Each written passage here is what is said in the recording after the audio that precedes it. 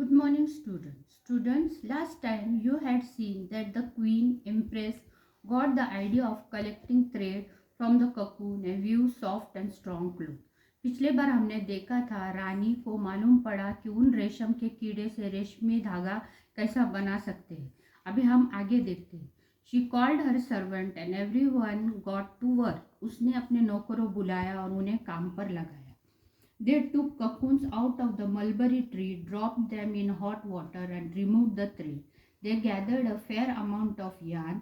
Then the queen ordered a special weaving machine and wove the first piece of cloth using this new thread. This was how silk, the best and brightest form of cloth, was weaved. उस दे उन्होंने mulberry नाम के झाड़ से रेशम के कीड़े इकट्ठा किए और गर्म पानी में डाल दिए और उससे धागे निकाले. उन्होंने खूब सारा धागा उससे निकाले. फिर उस रानी ने खास कपड़े बुनने की मशीन मंगवाई और उसने पहला कपड़ा उस धागे से बनवाया. इस तरह से सिल्क जो अच्छा और चमकीला कपड़ा बन गया. The manufacture of the spread throughout China. It was the cloth that only royalty could wear and was much in demand. Inland, as far away as Rome, the route through which silk was traded between China and Europe through Asia was called the route. और पूरे China में silk बनाना फैल गया और कपड़ा सिर्फ राजा महाराजा लोग पहना करते थे और उसके कीमत और चाहत बढ़ने लगी. जैसे पूरे देश मांग रहा हो, देश तक मांग बढ़ने लगी. जिस रास्ते से सिल्क व्यापार होता था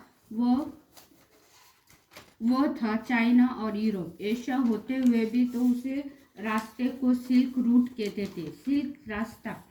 Now that the Chinese had learned how to make silk cloth, they did not want to share this knowledge with anyone in the world.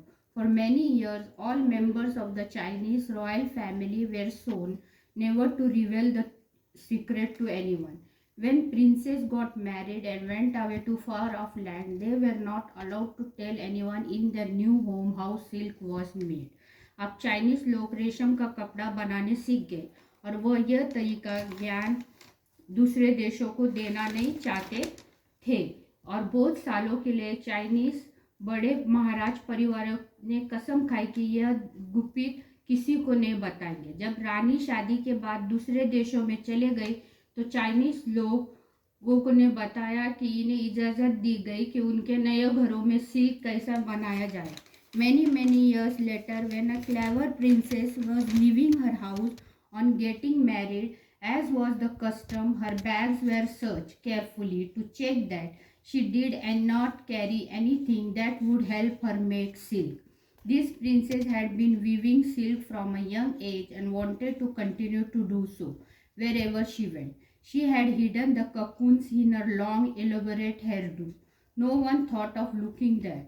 When she went to her husband's house, she took out these cocoons from her hair and started gathering silk thread. In this way, legend goes the knowledge of how to make silk like China. बहुत बहुत सालों के बाद जब कोई होशियार रानी शादी के बाद अपने घर छोड़कर जाती तो उसको जो भी कुछ बैग्स में मिलता वह जांच किया जाता था कि वह सिल्क बनाने की किसी की मदद न करे. यह रानी बचपन से सिल्क बुना करती थी और वह जहाँ भी जाए वह सिल्क बनाने का काम करती थी.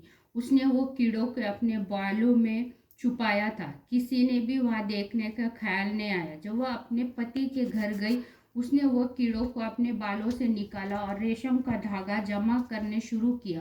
और इसी कहानी से मालूम होता है कि सिल्क ने चाइना कैसा छोड़ा और दूसरे देश में कैसा फैला.